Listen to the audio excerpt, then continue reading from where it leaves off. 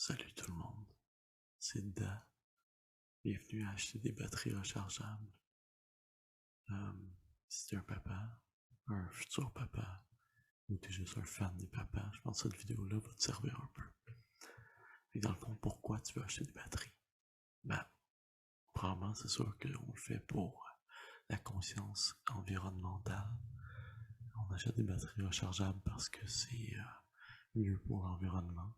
On va arrêter de jeter des batteries. Ensuite, on le fait encore pour l'environnement. Ben oui, écoute, qu'est-ce que tu veux? On le fait pour l'environnement 2 fois. L'environnement encore? Ben oui. On le fait surtout parce que des batteries rechargeables, ça coule pas. C'est un papa, tu sais c'est quoi des motoxines de batterie jetables qui coulent. L'acide de batterie partout, ça se nettoie pas. Fait que, on regarde ça.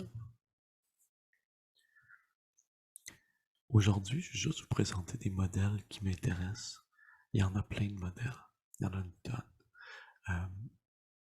Je me limite à ceux que je connais, mais surtout à ceux qui ont des critiques qui sont favorables. C'est-à-dire que je me suis basé beaucoup sur les études, soit faites par aacycler.com, qui est un site internet, ou une autre source comme la chaîne Project Farm, admettons, qui a testé énormément de batteries. Les deux sont des sources qui sont crédibles, et puis c'est pour ça que je me fie à leurs données. Alors, qu'est-ce que je regarde? Je regarde les Eneloop, les Ikea, puis les Amazon. Dans le top des batteries aussi, j'aurais pu mettre les Duracell, les Energizer. Mais les deux sont beaucoup trop chers dans le coin. Alors, les trois qu'on a là, c'est vraiment les modèles qui étaient top dans les critiques, mais aussi accessibles, puis qui allaient être compétitifs. J'ai pas mis les modèles bas de gamme, genre EBL, Power Owl, des espèces de trucs louches qu'on pogne sur Amazon. Des fois, des modèles comme ça qui ressortent, qui sont excessivement bons. Dans le cas des batteries, c'est immanquable, c'est toujours de la cochonnerie.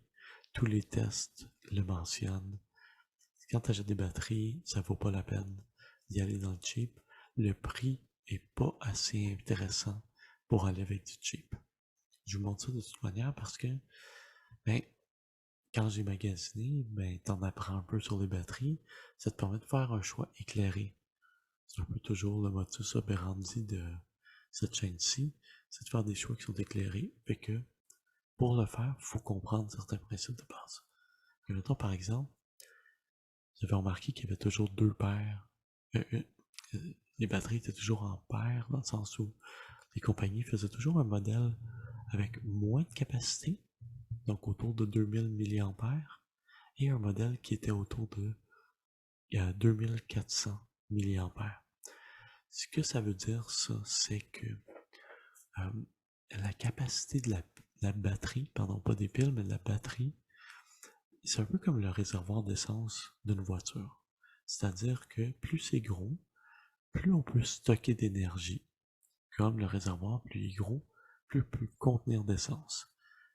Par contre, ça va dépendre de la voiture, combien d'essence qu'elle a besoin pour avancer. Ça, c'est l'appareil dans lequel on va mettre les batteries. Une batterie qui a moins de capacité va durer moins longtemps sur l'appareil, alors qu'une qui a une plus grande capacité va durer plus longtemps. Mais après ça, tout est dans le rapport de combien de fois est-ce que je peux les recharger. Parce que ça va avoir une incidence sur le prix de la valeur, parce que ben le nombre de cycles de recharge, c'est le nombre de fois où je peux la recharger avant que les résistances intérieures fassent en sorte que je puisse plus la recharger assez pour que ça vaille la peine. Après ça, on a le prix, mais le prix n'est pas si important que la valeur. La valeur, c'est plutôt combien de charge, combien d'électricité, d'énergie que je vais aller chercher dans ma batterie. Alors ça, c'est ce que je vais utiliser pour faire mes comparatifs. Voici mon tableau de comparaison. Mes sources, aacycler.com, puis sur YouTube, Project Farm. Les deux ont fait des tests très intéressants sur des batteries. Bon, si j'y vais avec mes colonnes en premier, la première colonne, pardon, c'est le nom de la batterie. Je dis batterie parce qu'une batterie, c'est en théorie, c'est quelque chose qui se recharge. Une pile, donc les deux dernières du bas, c'est à usage unique, c'est une pile, on va s'en servir, puis après ça, on va la recycler.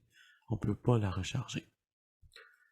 Je mets deux piles qui sont des classiques, là, la Kirkland Signature, la Amazon Basic, parce que c'est des piles qui sont d'usage commun, qui coûtent pas cher, et puis qui sont généralement reconnues comme étant très bonnes, des très bons achats. Alors, on y va avec les noms. La version 1900 ou la version 2000, c'est la version qui a une plus petite capacité. La version 2450, admettons, ou 2400, ou Pro chez Eneloop, c'est les versions qui sont autour de 2400 mAh. La première colonne, la colonne suivante, dans le fond, c'est des cycles. Le nombre de cycles de recharge qu'on peut avoir. Ces données-là, elles viennent de chez Cycler. Eux, ce qu'ils font, c'est que dans le fond, ils déchargent et rechargent les batteries, plusieurs ensembles de batteries là, pour avoir une moyenne, pour voir combien de fois est-ce qu'on peut la recharger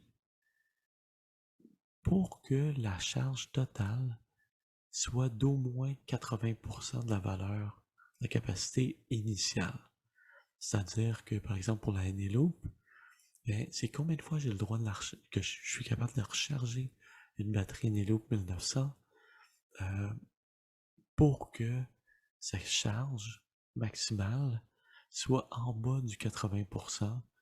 Avec calcul rapide, là, autour de 1700 milliampères à peu près. Alors, jusqu'à ce qu'on la recharge, puis elle n'est pas plus que 1700 milliampères. Alors, moins que ça, excusez, 1600 milliampères. Tout ça pour dire que le nombre de cycles que eux ont fini par obtenir, c'est par exemple 371, 297. Remarquez qu'il y a des batteries qui ont des grosses capacités, se rechargent, ont beaucoup moins de cycles possibles. Dans la Lada 89, 136, 116, c'est presque le tiers du nombre de charges qu'on peut avoir avec la version faible capacité, alors que la capacité réellement est d'à peine 20% de plus. Ah, déjà là, je le sais qu'au niveau du coût, au niveau de la valeur, ça sera pas du tout dans le même genre de données. Bon, comme on a parlé, on a la colonne milliampère heure. Ça, c'est la charge de la batterie, combien d'énergie. Puis ensuite, une simple règle de 3, combien de milliampères heure est-ce que je vais avoir dans la durée de vie de ma batterie? Alors, c'est le nombre de cycles, tout simplement, fois le nombre de milliampères heure, ça me donne ça. Moi, j'ai fait ce calcul-là. Chez AA Cycler, on fait le calcul différent, on le calcule au complet en incluant la courbe de dépréciation. Mais, bien honnêtement, les chiffres se ressemblent beaucoup. Alors, cette règle facile-là, elle fonctionne très bien. Là, vous allez voir que la prochaine colonne, en fait, le total ampère-heure, je m'en sers parce que si je prends le total des milliampères-heure, quand vient le temps de calculer la valeur, c'est des fractions de fractions dessous, alors que si je fais la conversion vers le total d'ampère-heure, donc dans le fond je divise par 1000 tout simplement, je me retrouve avec quelque chose qui est plus près des sous. Alors c'est plus facile à travailler. Ensuite j'ai la colonne des prix. Mon prix c'est le prix le plus bas que j'ai réussi à trouver pour une seule pile, peu importe l'ensemble dans lequel c'était. Si c'est un paquet de 24, de 48, de 2, de 4, peu importe, j'ai cherché vraiment le prix le moins cher que je pouvais avoir pour un paquet, pour une seule pile dans un ensemble. Enfin, pardon, le calcul de la valeur. Et que la valeur, c'est quoi? La valeur, c'est combien va me coûter chacune des ampères-heures utilisées sur la durée de vie de la batterie à l'intérieur du 80%. Alors le nombre de cycles que j'ai au début. Comme vous pouvez voir, là, les écarts sont immenses. Ils sont immenses. Je vais vous les montrer dans un prochain tableau où je vais ressortir les 3 batteries qui ont les meilleures valeurs. Là, malheureusement, au moment où j'enregistre ça, la Lada 1900 de Ikea vient tout juste de sortir. Ça remplace un ancien modèle, puis il n'y a pas de données pour le nouveau modèle. Tout ce que je sais, c'est que son prix est de 1,25$ de la batterie. Alors, ça devrait ressembler beaucoup au Amazon Basic 2000. Par contre, au niveau de la qualité, à ce que j'ai pu trouver pour l'instant, c'était très similaire au Eneloop 1900. Alors, ce serait intéressant de faire la vérification de la valeur une fois qu'on aura des données pour ces batteries-là. Alors, mon top 3, le voici. Alors, si on regarde la colonne prix par ampère-heure, qu'est-ce que j'ai? Ben, j'ai la Amazon Basic 2000 qui est de loin le champion à 0,2 sous par ampère-heure. Le deuxième, c'est le Eneloop 1900 qui, malgré que ce soit une batterie qui soit excessivement chère, ça reste qu'au niveau de l'ampère-heure, c'est quand même 0,4 sous. Alors, c'est vraiment pas cher. Le troisième choix, c'est l'Amazon Basic 2400 qui est à 0,48 sous de l'ampère-heure, ce qui est très bon. Remarquez les deux autres batteries à haute capacité, 0,01, donc 1 sous de l'ampère-heure. Et puis, regardez les piles. Les piles, c'est une farce. Alors, même si une pile, ça coûte 33 cents, une Kirkland ou une Amazon Basic, au niveau de la valeur, c'est ridiculement cher. Parce que comme on l'utilise une seule fois, le milliampère-heure est pas plus haut qu'une batterie rechargeable. Et puis, la somme, ben, ça fait en sorte que la valeur n'est pas là. On est de l'ordre de 10 fois à 100 fois moins au niveau de la valeur. Alors, sérieusement, si on achète encore des piles, je sais pas pourquoi. C'est vraiment une question d'entêtement parce que, objectivement, on l'a donné à l'appui, test à l'appui, puis des tests crédibles, pas genre petit Joe qui se dit les batteries ça marche pas bien, les batteries rechargeables. Mais c'est vraiment des tests qui sont faits de manière objective. Et puis ça donne des résultats tangibles, concrets. Alors, sérieusement, là, il n'y a plus de raison pour ne pas opter pour des batteries rechargeables. Alors, les considérations finales, ben, faut tenir compte du fait que j'ai pas utilisé tous les modèles possibles. Il y en avait d'autres. Il y en avait d'autres qui m'intéressaient pas. Il y en avait d'autres qui m'intéressaient. Par exemple, j'aurais aimé pouvoir faire des Duracell. Mais le prix le moins cher, c'était 8$ par batterie. Puis je le savais en voyant les tests qu'elle se comparait beaucoup à la Ikea en termes de capacité. Alors, elle coûte facilement 4 fois le prix de la Ikea, mais elle fournissait pas beaucoup plus. Alors, j'ai même pas pris le temps d'aller les chercher. J'en achèterai pas, c'est certain. C'est à moins qu'ils les liquident puis qu'ils me les donnent pratiquement. Alors ça, c'est une chose. Puis aussi, de l'autre côté, j'ai pas utilisé celle qui cotait trop mal. J'achèterais pas des batteries EBL parce que toutes les critiques que j'ai vues sont horribles. Alors, sont pas bien faites, sont pas de bonne qualité, etc. Et que j'en achèterais pas. Donc, je les ai pas mis dans mon test. L'autre chose, c'est, ben, plus tu as une grosse capacité, souvent moins est bonne ta durée de vie. Puis malheureusement, la valeur va se chercher sur le nombre de cycles qu'on peut aller chercher. Les batteries à haute capacité, en plus, leur courbe était beaucoup plus agressive. C'est-à-dire que une fois qu'ils se rendaient au 80%, après ça, là, ça déclinait encore plus vite. On n'avait pas 50 charges possibles après le 80%. Alors que pour la plupart des batteries à faible capacité, par exemple comme les Eneloop, à 80%, oui, sont à peu près 300 cycles, mais on a encore un bon 150-200 cycles après de durée de vie où est-ce que c'est quand même raisonnable. On est quand même en haut du 50%, puis on peut l'utiliser cette batterie-là. Alors au niveau de la durée de vie, là, ça va toujours être mieux de prendre des plus petites capacités. Oui, on va les recharger plus souvent, mais on va les recharger quoi? Les autres ont 20% de plus de capacité.